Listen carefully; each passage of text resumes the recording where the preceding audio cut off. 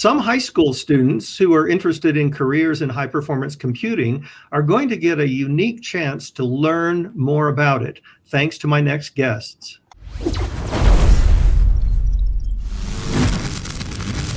Hello, my name is Marlon Arce Acuña. I'm a physicist and a nuclear engineer. I am a researcher at the Tokyo Institute of Technology. I use supercomputers for large-scale tsunami simulations. And at SC, I joined the Student Outreach Committee, seeking to engage students with the conference and helping to organize the events that we will offer. Hi, I'm Scott Callaghan. I'm a computer scientist at the Southern California Earthquake Center. And that means that I use supercomputers to simulate earthquakes that have occurred in the past or are likely to occur in the future so we can understand what their impact will be on people. At SC21, I'm the chair of the Student Outreach Program, and I'm really looking forward to sharing this exciting conference with high school students. My name is Dawn Hunter. I am a mechanical engineer, and I work at the University of Texas at Austin. At the Research Center, I coordinate and recruit students and teachers to participate in free computing programs, really to learn their possibilities in computing. At SC21, I worked in the Computing for Change program. And in that program, we look at undergraduate students, or we have undergraduate students from any major participate and learn how to use high performance computing to, I say, excel within their major. Well, great. Thanks for the introductions. Now we'd like to go back to Marlon and get an overview of SC21. Tell us about the conference in general, Marlon. So in general, supercomputing, or SC conference, is one of the largest conferences in high-performance computing known as HPC in the world. So we host thousands of students, presenters, and exhibitors from every shape and size of industry and academia. So it's a very exciting and a very rich experience. So the conference offers many activities to learn from, for example, like tutorials and workshops, the exhibition floor, poster presentation, computing competitions, invited talks. So for example, in the past, we've had guests like the Nobel Peace Prize laureate Al Gore, or the Emmy Award winner actor Alan Alda, or like the well-known science communicator Dr. Michio Kaku as keynote speaker. So you can see that it's a very exciting and a very great opportunity to interact with these people, and they come to share about like HPC, and we can experience with them this. I can tell you from my experience in working with the conference for 6 years, everything that Marlon's saying is correct. We want to move now to Scott. And Scott, give us an overview of all the opportunities that are available for students. Yeah, we in particular have 3 programs that we're excited about this year. We know that it's difficult often for students to be able to attend the conference in person, particularly this year with the pandemic, right? So we're coming up with ways that we can help to bring the conference to students. The first is by sharing the exhibit floor. This is where exhibitors like Microsoft and Intel come, and they have large booths and they talk about their work. And so we're excited to have somebody give a virtual tour of the exhibit floor so students can see some of the fun things that go on there. In past years, there have been things like somebody brought a mock-up of a fighter jet. You could get in it and fly around as a flight simulator.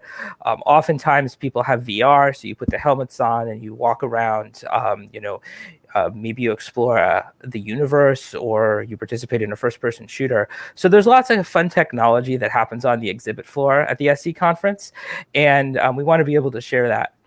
In addition to the technology, one of the things that I always enjoy about the exhibit floor is the chance to see the new kinds of science research that has gone on in the past year using high-performance computing. So this year, for instance, we're looking forward to things like improved weather forecasts, new ideas about maybe how the universe began. And I mean, in particular, this year, I know that there are researchers who are trying to develop new COVID-19 drugs. So I'm curious to see how that work is progressing. A second program that we're having this year as well is a actual tour of a data center where a supercomputer is hosted. We've talked a lot about supercomputers, but what are they really, right? How are they different from maybe the computer that you're watching me on right now? And so we're going to conduct a virtual data center tour where you can actually see one of these machines and you can see how they're connected. And start to understand how it is that with these computers, we can do calculations much, much faster than with a single home machine. The third program that we're excited to bring you this year is to help students understand a little more about what does it mean to have a career in high performance computing. So say you do this as a job. You wake up in the morning, you go to the office, and you do what exactly? And so to help high school students understand that, we're going to have interviews with a variety of people with all different job responsibilities. So people who write scientific code for computers, people who help to build the machines and keep them running, people who help to train other people on how to use them. And since the international community participates in the SC conference, we have participants from all over the world.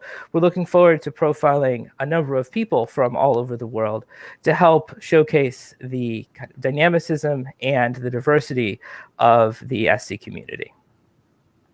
It truly is an international conference. Now, Dawn, you are also part of the student program. Talk to us about what your role will be.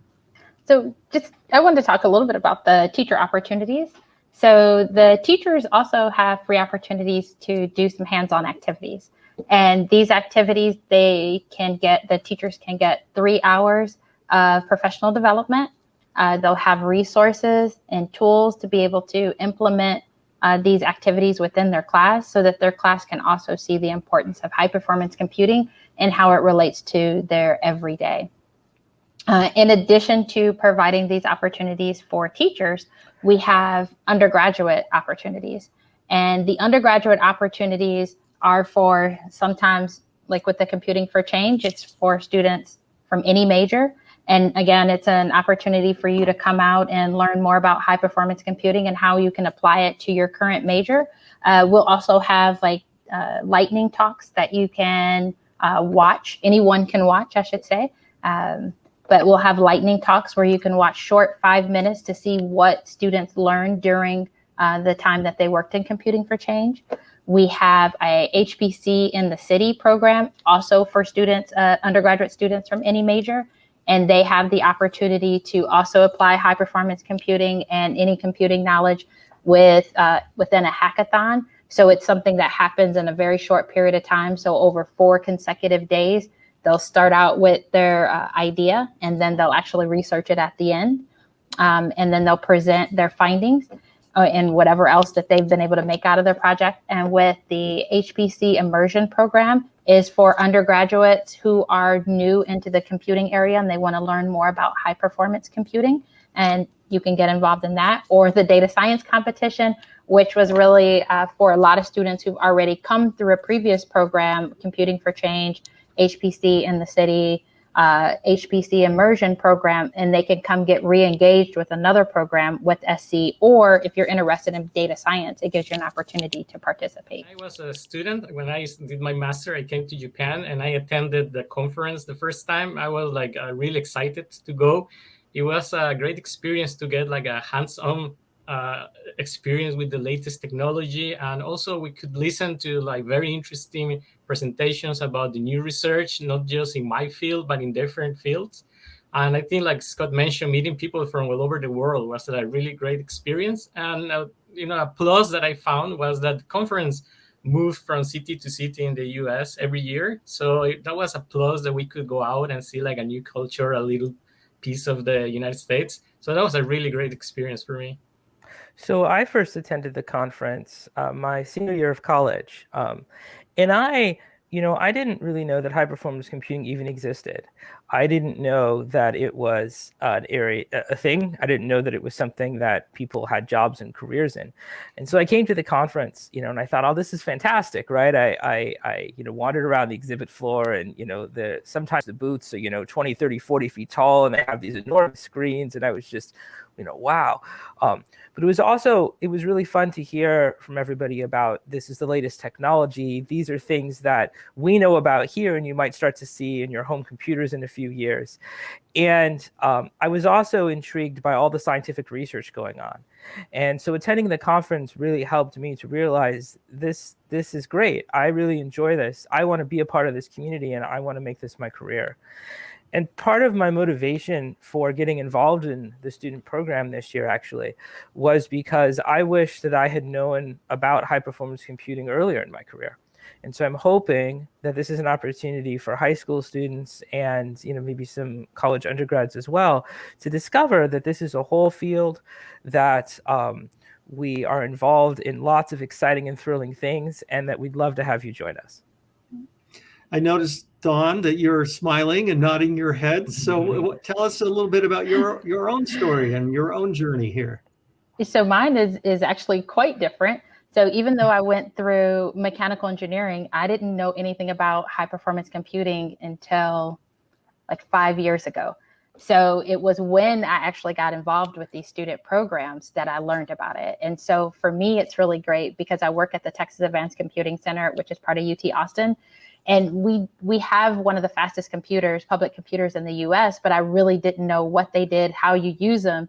And being able to be a part of Computing for Change and actually going through the activities with the participants, with the students, I was able to use the systems. And we were looking at infant mortality and morbidity rates. And it was the first time that I was able to see, okay, my computer can't run it. It just would freeze. And being able to run it on the systems, and then realizing that the CDC will have like 1,000 columns and like millions of rows of data that you can't look at on your system, but we could run them through there. And then also learning how coding can pull out different columns, because truly I did not want to see 1,000. I only wanted to see 10. And so again, I didn't see it as a student, but as an adult, it's been really great, because I do think, like Scott said, I wish other people knew about it. And I am all into making sure people know that there are so many possibilities for them, so many possibilities for whatever area that they want to work in, and how it can be connected to the high performance computing. I'll ask the question then, Scott, can you tell us more about the earthquake side of things with high performance computing? Yeah, absolutely. So what I'm involved in, as I mentioned, I work for the Southern California Earthquake Center. And so we're trying to get a better handle on earthquakes in California. As you know, you may think, well, does California have earthquakes? Yes, of course. But we'd like to know a little more precise than that, right? What parts of the state are most at risk? Because the idea is then you can help people prepare, right? If you know that certain cities are more at risk due to earthquakes than others, then you can help people in those cities be more prepared. So when the earthquakes come, they have less of an impact.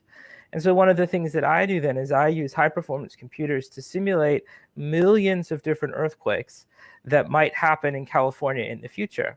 And I take a look at all those earthquakes, and some are more likely to happen than others. And I kind of put all of that together, and I end up getting an overall sense of what areas are most at risk due to earthquakes. One of the things that I particularly love about this work is I feel like I really have the opportunity to have an impact, right? I'm doing something that can benefit people. And in fact, recently, the city of Los Angeles has said that they're taking some of my simulation results and using them to update the building codes. And so for me, this is really incredible that the work that I've done using high performance computers actually has this kind of impact on people's lives. And there's no way we could do this work without using supercomputers. So, for example, a series of simulations that I ran a couple of years ago would take about 14,000 years to run on your personal laptop. So the only way that we're able to get this kind of information about earthquakes that we can, then use to help people prepare is by using supercomputers. And so I'm very grateful that, high performance computing is out there, and I'm grateful to, the SC conference for helping me make the kind of connections that I need to make this work a reality. Well, actually, I wanted just to leave some kind of definition of the high performance computing. That is something that we've been using a lot. But if there are students out there that are not familiar with this concept, is a little bit from what Scott said that is basically combining this computing power in a way that delivers much higher performance that you could get out of a typical desktop. And Scott gave a good example. I could say now that we have thousands and thousands of pictures, if you imagine that you have to do some specific search that could take you hours or days in your laptop, but in a supercomputer, you could do that in seconds. So basically that's high performance computing. Well, great. Thank you, each of you, for being with us today on the SC21 TV interview program here. And we want to thank you, our viewers, for watching, and invite you to stay tuned for another edition of SC21 TV.